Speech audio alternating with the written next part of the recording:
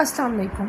तो आज हम स्टार्ट करने लगे हैं बायोकेमिस्ट्री और फिजियोलॉजी दोनों का एक बहुत अहम टॉपिक जो कि एंडोक्राइनोलॉजी के अंदर आता है और हमारा अगला हार्मोन जिसका नाम है एस्ट्रोजन। तो ये जो टॉपिक है ये बेसिकली हमारे लिए एमसीक्यूज़ के तौर के ऊपर वाइवा के लिहाज से बहुत अहम है।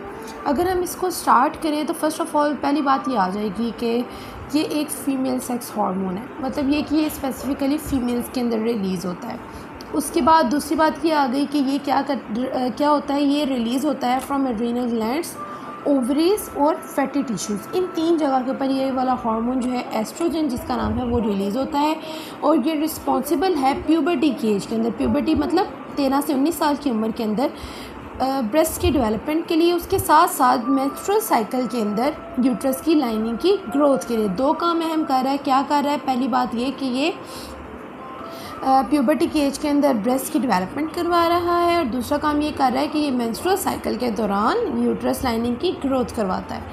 अगर हम बात करें तो जो फीमेल्स हैं उनके अंदर ये हार्मोन प्रिपेयर करता है यूट्रस को और दूसरे रिप्रोडक्टिव ऑर्गन्स को प्रेगनेंसी के लिए। तो यहाँ पे हमारे पास एमसीक्यूज़ कौन सी आ रही है? पहला आ रहा है कि ये एक फ़ीमेल सेक्स हार्मोन है। दूसरा एमसीक्यू ये आ रहा है कि ये 18 कार्बन स्टीरॉयड हार्मोन है। और स्टीरॉयड हार्मोन कौन से होते हैं? ऐसे हार्मोन जो कि लिपिड इन नेचर होते हैं, प्रोटीन इन नेचर नहीं होते। Steroid is basically a secondary form of lipids, तो ये लिपिड इन नेचर होते हैं। अगर उसके बाद अगले एमसीक्यू की बात करें तो क्या बन सकता है कि ये प्रोडक्शन कहाँ पे होती है? इसकी प्रोडक्शन होती है एड्रीनल ग्लैंड में, ओवरीज में और फैटी टिश्यूज़ के अंदर। अगर आगे हम इसके स्ट्रक्चर की बात करें तो स्ट्रक्चर बेसिकली ये नेचुरली एक्रिंग जो एस्ट्रोजन है वो 3 तरह का होता है। एक होता है 17 बीटा एस्ट्राडायोल। ये जो 17 बीटा एस्ट्राडायोल है ना, ये मोस्ट पावरफुल होता है, मतलब ये कि ये सबसे ज़्यादा ताकतवर होता है और ये एक्टिव फॉर्म होती है। मोस्टली जो होता है ये इस फॉर्म के अंदर पाया जा रहा होता है। उसके अलावा दूसरी टाइप जो है वो एस्ट्रोन है और तीसरी एस्ट्रायोल।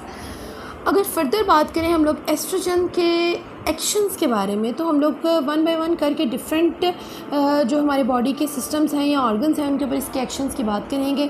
तो सबसे पहले अगर हम बात करें तो पहला इफेक्ट आ जाएगा इसका रिप्रोडक्टिव सिस्टम के ऊपर। रिप्रोडक्टिव सिस्टम में सबसे पहले आ जाता है वेजाइना। पहली बात तो ये कि ये वेजाइना के साइज़ को इंक्रीज़ करवाता है। वेजाइना की साइज़ को कैसे इंक्रीज़ करवाता है? ये बेसिकली उसकी जो वॉल्स हैं वेजाइना की, उनके अंदर जो मसल्स हैं उनकी इनलार्जमेंट करता है। उसकी इनलार्जमेंट होती है तो जैसे जैसे मसल्स बिल्डअप होंगे वैसे वैसे उसका साइज़ भी इंक्रीज़ होता जाएगा। पहला काम क्या हो गया? साइज़ का इंक्रीज़ होना। फिर क्या करता है? ये सिंपल क्यूबॉइडल एपिथेलियम को कन्वर्ट करवाता है स्ट्रेटिफाइड एपिथेलियम के अंदर।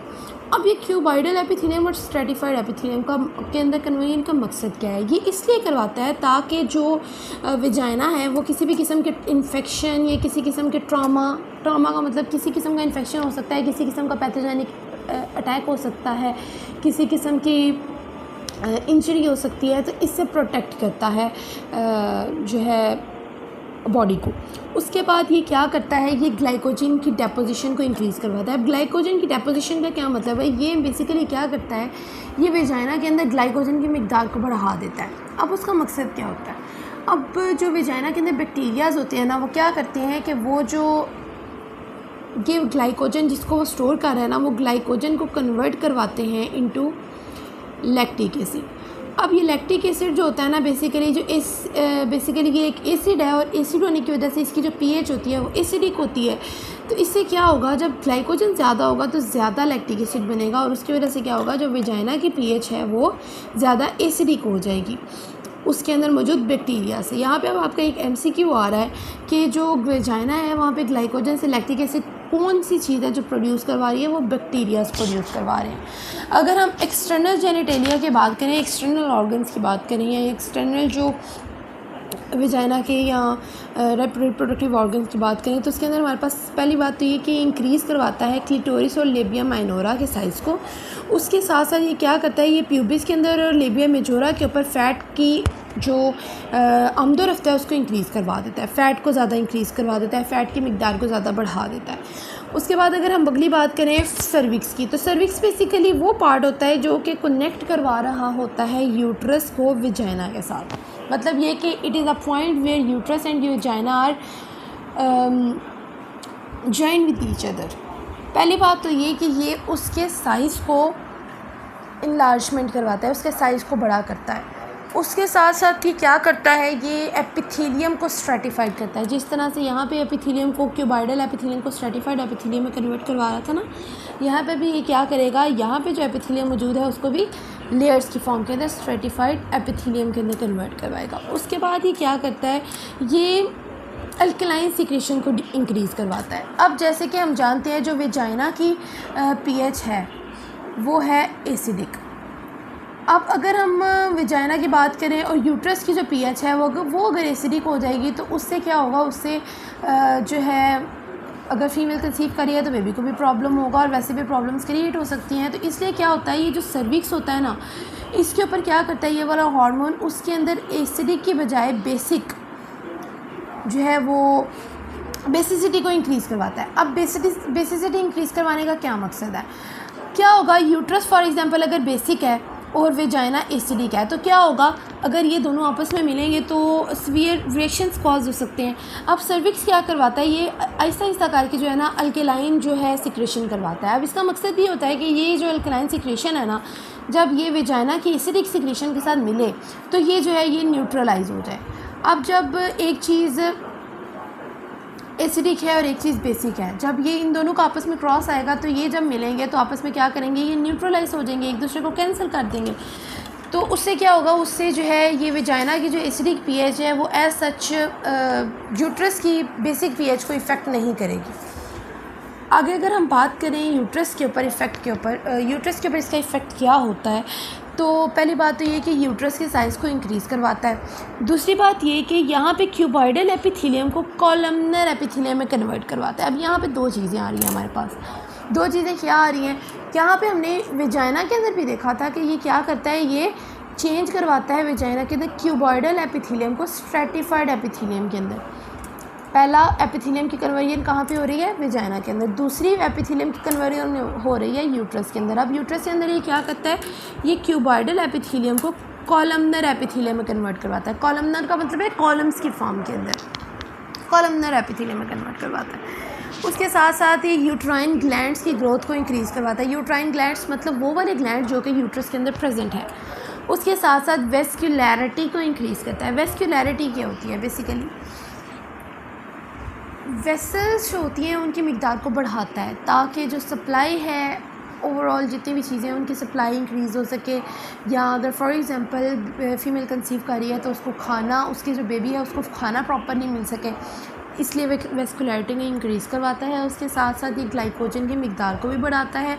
और उसके साथ साथ अगला काम ये क्या करवाता है, ये मायोमेट्रियम को ज़्यादा सेंसिबल बनाता है ऑक्सीटोसिन से। अब ये मायोमेट्रियम क्या है, मायोमेट्रियम बेसिकली जो है ना वो middle muscular layer of uterus है।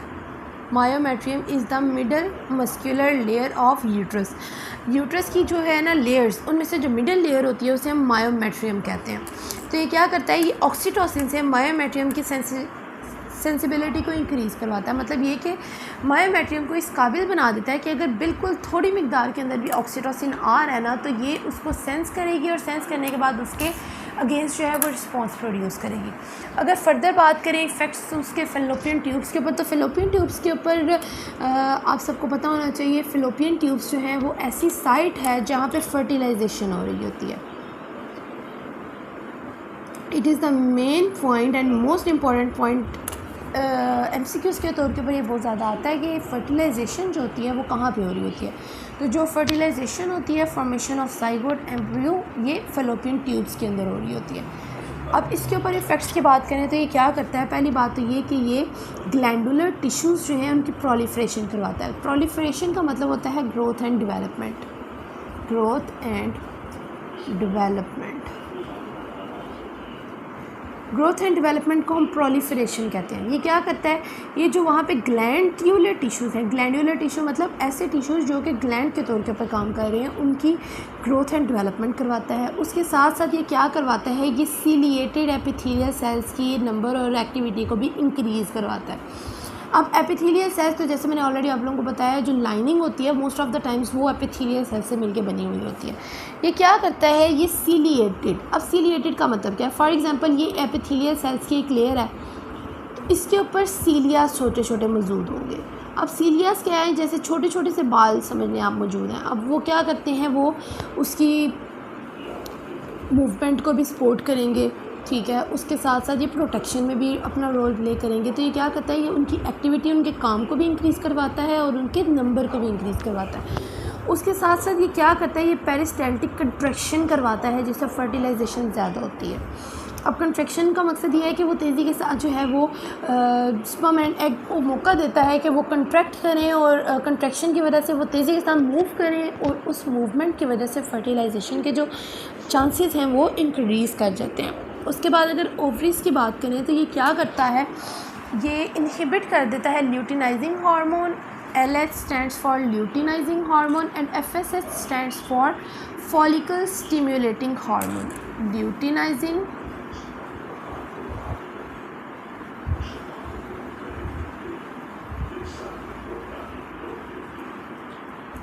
and FSH is follicle stimulating hormone. अब ये क्या करवाता है, ये इन दोनों को इनहिबिट कर देता है। अब इनहिबिट कैसे करता है, इनहिबिट का मतलब है रोक देता है। अब वो कैसे रोकता है, वो नेगेटिव फीडबैक मैकेनिज़्म के ज़रिए रोकता है। नेगेटिव फीडबैक मैकेनिज़्म का मतलब क्या होता है, अब हमारी बॉडी जो होती है ना, उसके अंदर दो तरह के फीडबैक चल रहे होते हैं। हमारी बॉडी जो है वो वर्क कर रही होती है फीडबैक मैकेनिज़म्स के ऊपर। अब वो जो फीडबैक मैकेनिज़म्स होते हैं ना, वो 2 टाइप्स के होते हैं। अब वो 2 टाइप्स कौन कौन सी हैं, एक है नेगेटिव फीडबैक और एक है पॉजिटिव फीडबैक। अब नेगेटिव फीडबैक में बेसिकली क्या होता है, नेगेटिव में ये होता है कि ये क्या करता है, ये इसके अंदर एक चीज़ का इंक्रीज़ होना दूसरी चीज़ को डिक्रीज़ कर देता है, या एक चीज़ का डिक्रीज़ होना दूसरी चीज़ को इंक्रीज़ कर देता है, मतलब ऑपोजिट इफ़ेक्ट। जबकि जो पॉजिटिव फीडबैक होता है ना, उसके अंदर क्या होता है, अगर एक चीज़ इंक्रीज़ कर रही है ना, तो वो उसके रिज़ल्ट के अंदर वो दूसरी चीज़ की भी मकदार को इंक्रीज़ करवा देगा, या एक चीज़ डिक्रीज़ कर रही है तो वो दूसरी की मकदार को भी डिक्रीज़ करवा देगा। This is the positive effect. जबकि ये जो प्रोसेस चल रहा है, ये जो ल्यूटिनाइजिंग हार्मोन और फॉलिकल स्टिमुलेटिंग हार्मोन को कंट्रोल कर रहा है, ये नेगेटिव फीडबैक के ज़रिए कर रहा है। मतलब ये कि जब एस्ट्रोजन का लेवल इंक्रीज़ करेगा तो ये क्या करेगा, ये ल्यूटिनाइजिंग हार्मोन और फॉलिकल स्टिमुलेटिंग हार्मोन के लेवल को डिक्रीज़ कर देगा। आप देख सकते हैं यहाँ पे एक चीज़ इंक्रीज़ कर रही है तो दूसरी चीज़ डिक्रीज़ कर रही है। इसके बाद अगर हम बात करें तो ये क्या करता है, ये it is used as an oral contraceptive. उसकी वजह से अच्छा नेगेटिव फीडबैक मैकेनिज़्म के ज़रिए करता है, जिससे ओवरीज़ का फंक्शन जो है वो कम हो जाता है, ओवेरियन फंक्शन डिक्रीज़ कर देता है। और इसको हम यूज़ कर सकते हैं ओरल कॉन्ट्रासेप्टिव के तौर के ऊपर भी। ओरल कॉन्ट्रासेप्टिव मतलब बर्थ कंट्रोल। उसके बाद अगर हम बात करें इसका सेकेंडरी सेक्सुअल ऑर्गन्स के ऊपर क्या इफ़ेक्ट होता है, तो फर्स्ट ऑफ ऑल ब्रेस्ट की बात की जाए तो ये ट्यूबुलर डक्ट सिस्टम, ट्यूब्स की फॉर्म के अंदर डक्ट सिस्टम ऐसा सिस्टम होता है जो कि किसी चीज़ की स्टोरेज के लिए जो है वो अपना रोल प्ले कर रहा होता है। तो ये क्या करता है, ये ट्यूबुलर डक्ट सिस्टम की डेवलपमेंट को इंक्रीज़ करवा देता है। उसके साथ साथ ये प्रोजेस्टेरोन के साथ मिल के, साइनर्जिस्टिक का मतलब होता है कि उसके साथ मिल के इसका इफेक्ट है, मतलब कंबाइंड इफेक्ट। ये क्या करता है, ये प्रोजेस्टेरोन हार्मोन के साथ मिल के ये ग्रोथ जो है वो वहाँ पे जो लोब्यूलो एल्व्यूलर ग्लैंड्स हैं या उनका जो पोर्शन है उनकी ग्रोथ को इंक्रीज़ करवा देता है। उसके साथ साथ ये क्या करता है, ये वहाँ पे फैट्स की यानी चर्बी की डेपोजिशन भी इंक्रीज़ करवा देता है। चर्बी का ज़्यादा भाव ले आता है, ज़्यादा चर्बी इकट्ठी करनी शुरू कर देता है। उसके बाद क्या करता है ये, जिसकी वजह से क्या होता है, स्मूथ अपीयरेंस होती है ब्रेस्ट की। उसके बाद अगर हम स्किन की बात करें तो ये स्किन की वेस्क्युलैरिटी को इंक्रीज़ करवाता है। वेस्क्युलैरिटी का इंक्रीज़ करवाता है मतलब स्किन के ऊपर वेसल्स जो हैं उनकी मिकदार को इंक्रीज़ करवाता है। अब जब स्किन के ऊपर वेसल्स ज़्यादा होंगी तो उनके अंदर खून का बहाव भी तेज़ होगा। उससे क्या होता है, स्किन सॉफ्ट हो जाती है और स्मूथ हो जाती है। अब इस वजह से ये जो एस्ट्रोजन का हार्मोन है उसको क्रीम्स के अंदर, साबुन के अंदर या ऑयल्स के अंदर या कॉस्मेटिक पर्पसेस के लिए इस्तेमाल किया जाता है। अब यहाँ पे आपके पास एक बहुत अहम MCQ भी आ रहा है कि ऐसा कौन सा हार्मोन है जिसे हम कॉस्मेटिक्स में या सोप्स में या ऑयल्स में इस्तेमाल करते हैं, तो वो है एस्ट्रोजन हार्मोन। उसके बाद अगर हम बात करें वॉइस की, तो आप देखेंगे जो फीमेल की वॉइस होती है मोस्ट ऑफ द टाइम्स वो बारीक होती है। अब वो बारीक किस वजह से होती है, वो इसी एस्ट्रोजन हार्मोन की वजह से होती है। ये क्या करता है, ये जो लेरिंग्स है जिसे हम वॉइस बॉक्स भी कहते हैं, इसको वॉइस बॉक्स भी कहते हैं। ये क्या करता है, ये उसको उसकी प्री प्यूबर्टल एज के टाइम के ऊपर रिटेन रखता है। मतलब ये कि ये जैसे समझ लें कि प्यूबर्टी की एज के अंदर जो चेंजिंग्स आ रहे होते हैं ना, ये उनको चेंज नहीं होने देता। उससे क्या होता है कि उनकी जो वॉइस होती है वो हाई पिच रहती है। तो जितनी पिच जो है वो हाई होगी, उतनी जो वॉइस की बारीकी है वो मतलब वॉइस का पतला होना वो इंक्रीज़ करेगा। हाई हमेशा जो बारीक आवाज़ होती है वो ज़्यादा पिच वाली होती है, और जो जैसे जैसे आवाज़ भारी होती जाती है वैसे वैसे उसकी पिच जो है वो लो होती जाती है। उसके बाद अगर हम स्केलेटन की बात करें तो पेल्विस की ब्रॉडनेस करवाता है। उसके साथ साथ ये क्या करवाता है, ये ऑस्टियोब्लास्टिक एक्टिविटी को भी इंक्रीज़ करता है। ऑस्टियोब्लास्टिक एक्टिविटी का मतलब ये है कि ग्रोथ ऑफ द बोन्स की प्रोडक्शन, बोन्स की ग्रोथ, बोन्स का रिपेयर कर जाना तेज़ी के साथ उसको इंक्रीज़ करवाता है। अगर हम उसके अलावा इफ़ेक्ट्स की बात करें तो फ़र्स्ट ऑफ़ ऑल सबसे पहले हमारे पास इफ़ेक्ट आ जाता है प्रोटीन के ऊपर। तो ये क्या करता है, ये प्रोटीन की सिंथेसिस को भी इंक्रीज़ करवाता है और प्रोटीन की डेपोजिशन को भी इंक्रीज़ करवाता है। उससे क्या होगा, नाइट्रोजन जो है वो पॉजिटिव बैलेंस रहेगा, नाइट्रोजन का बैलेंस जो है वो पॉजिटिव। उसके साथ साथ ये क्या करवाता है, ये सिंथेसिस ऑफ फैट को इंक्रीज़ करवाता है। मतलब ये कि ये चर्बी को इंक्रीज़ करवाता है बॉडी के अंदर। इसकी वजह से क्या होता है कि आप देखें जो सबक्यूटेनियस टिश्यू होता है, subcutaneous tissue is the second layer of tissue of skin. मतलब ये कि जो स्किन की सेकेंड लेयर होती है ना, वो सबक्यूटेनियस टिश्यू से मिलकर बनी हुई होती है। तो जो सबक्यूटेनियस टिश्यू होती है ना, उसके ऊपर फ़ैट को इंक्रीज़ करवाता है, जैसे कि specially on breast, medical side of thigh, medial side of thigh and botox. तो ये क्या करता है, ये थाइज़ के ऊपर और ब्रेस्ट के ऊपर जो फ़ैट की डेपोजिशन है उसको फ़ैट को इकट्ठा ज़्यादा तेज़ी के साथ करता है और उसको स्टोर करता है वहाँ पे। उसके बाद अगर हम बात करें इसका इफ़ेक्ट वाटर के ऊपर या इलेक्ट्रोलाइट्स के ऊपर, तो जैसे कि हमने देखा था टेस्टोस्टेरोन एज सच वाटर और इलेक्ट्रोलाइट बैलेंस के ऊपर इफ़ेक्ट नहीं था प्रोड्यूस कर रहा, बहुत स्लाइट इफ़ेक्ट प्रोड्यूस कर रहा था। जबकि ये जो है ये क्या करता है, ये सोडियम के रिटेंशन को, मतलब सोडियम को बॉडी के अंदर स्टोर करके रखने को, रिटेंशन का मतलब होता है स्टोरेज या इस्तेमाल के लिए अवेलेबिलिटी को इंक्रीज़ करता है और पानी की। और उसकी वजह से क्या होता है, ECF जो एक्स्ट्रा सेलुलर फ्लूइड है उसके अंदर जो है पानी की मिकदार को भी तेज़ रखता है और सोडियम की मिकदार को भी मेंटेन करके रखता है। उसके साथ साथ ये हार्मोन जो है ये मेंस्ट्रुअल साइकिल की प्रोलिफरेटिव फेज के लिए भी बहुत ज़रूरी है। एंड प्रोलिफरेशन में ऑलरेडी आपको बता चुकी हूँ, ग्रोथ एंड डेवलपमेंट। तो मेंस्ट्रुअल साइकिल की रेगुलेशन इसको कह सकते हैं या कंट्रोल ऑफ मेंस्ट्रुअल साइकिल कह सकते हैं। तो इसके लिए भी ये जो एस्ट्रोजन हार्मोन है वो बहुत ज़रूरी है। ब्लड के ऊपर इसका ये इफेक्ट होता है कि ये क्या करता है, ये ब्लड के कोलेस्ट्रॉल के लेवल को डिक्रीज़ कर देता है। ये आपका MCQ भी आ रहा है कि ये क्या करता है, कोलेस्ट्रॉल के लेवल को डिक्रीज़ कर देता है। और यहाँ पे proliferative phase of menstrual cycle भी MCQ है। ये क्या करता है, ये कोलेस्ट्रॉल के लेवल को डिक्रीज़ कर देता है। और कोलेस्ट्रॉल के लेवल को डिक्रीज़ करने की वजह से क्या होता है कि जो हार्ट डिजीज़ होती हैं ना वो फीमेल्स को ज़्यादा नहीं होती हैं। आप देखें कि हमारी सोसाइटी के अंदर मेल्स को हार्ट की डिजीज़ ज़्यादा हो रही होती है जबकि फीमेल्स को ऐसा नहीं हो रही होती। उसकी वजह ये होती है ये जो एस्ट्रोजन हार्मोन उनकी बॉडी के अंदर प्रेजेंट होता है वो कोलेस्ट्रॉल के लेवल को डिक्रीज़ कर देता है। और अगर कोलेस्ट्रॉल का लेवल डिक्रीज़ होगा तो उसे जो है क्या कहते हैं, हार्ट की डिजीज़ जो है वो होने के चांसेस जो है वो डिक्रीज़ कर जाएंगे। उसके साथ साथ ये क्या करता है, ये रेज़ करता है फिब्रिनोजन के लेवल को। अब ये जो फिब्रिनोजन है ये प्रोटीन है जो कि हमारे ब्लड के अंदर मौजूद है और रिस्पॉन्सिबल है, मतलब ये कि एक्टिव इम्यून फैक्टर है जो कि तेज़ी के साथ ब्लड क्लॉटिंग के लिए रिस्पॉन्सिबल होता है। तो अब ये जो है ये चूँकि क्या कहते हैं हम फिब्रिनोजन के लेवल को इंक्रीज़ करवाता है, तो जो फिब्रिनोजन प्रोटीन है वो अपनी एक्टिव फॉर्म के अंदर फिब्रिन के अंदर कन्वर्ट होती है और ब्लड की क्लॉटिंग के लिए रिस्पॉन्सिबल होती है। उम्मीद है कि आपको ये सारी समझ आ गई होगी। अगर आपका कोई क्वेश्चन है तो आप कमेंट सेक्शन के अंदर पूछ सकते हैं। अभी तक के लिए इतना ही। अल्लाह हाफिज़।